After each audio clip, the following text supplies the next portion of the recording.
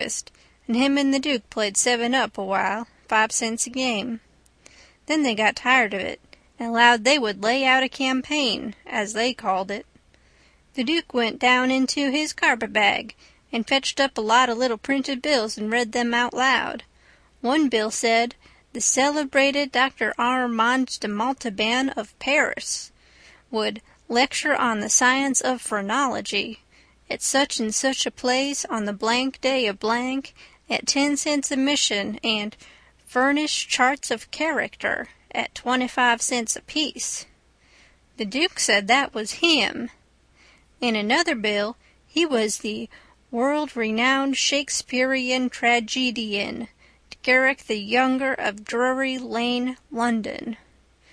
In other bills he had a lot of other names, and done other wonderful things, like finding water and gold with a divining rod, dissipating witch spells, and so on. By and by he says, "But the histrionic muse is the darling. Have you ever trod the boards, royalty?" "No," says the king.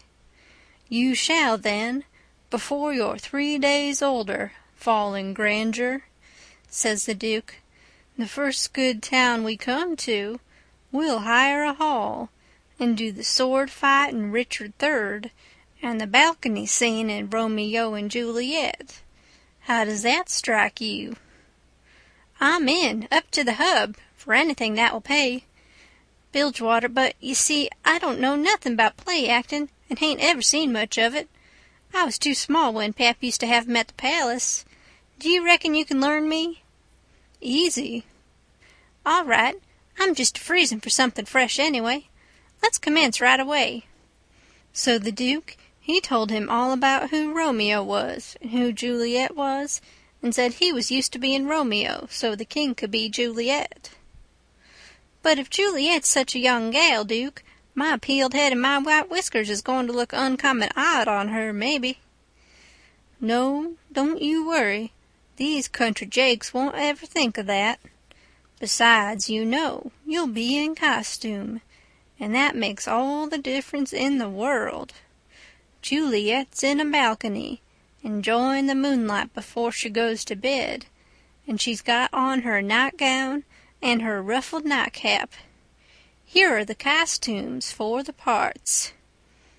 He got out 2 or 3 curtain calico suits, which he says was medieval armor for Richard III and the other chap, and a long white cotton nightshirt and a ruffled nightcap to match.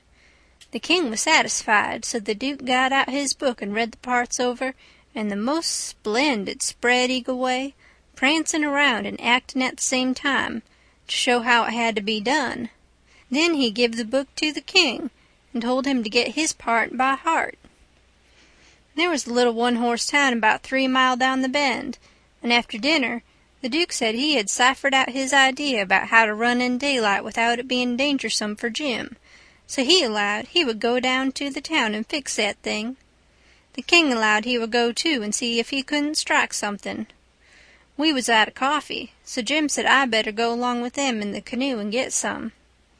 When we got there warn't nobody stirring, streets empty and perfectly dead and still like Sunday. We found a sick nigger sunning himself in a backyard, and he said everybody that warn't too young or too sick or too old was gone to camp meeting about 2 mile back in the woods.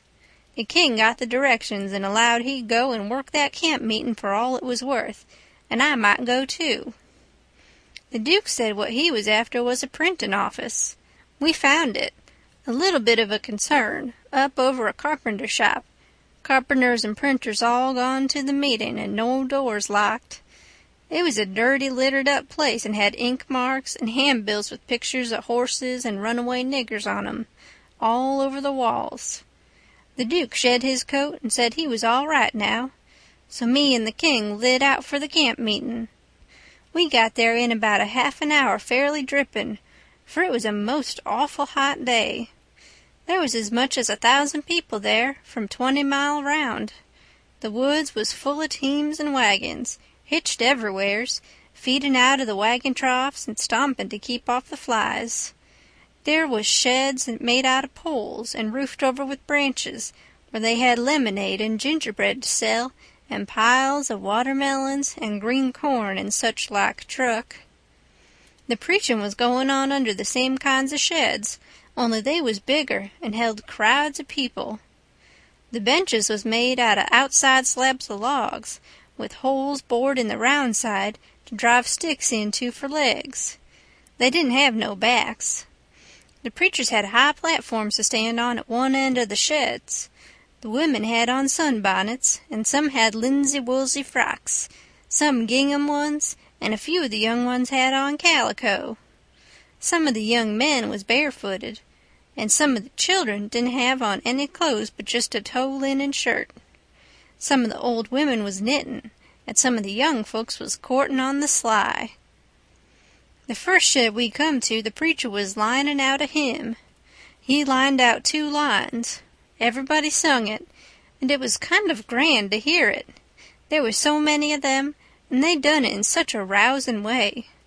Then he lined out 2 more for them to sing, and so on.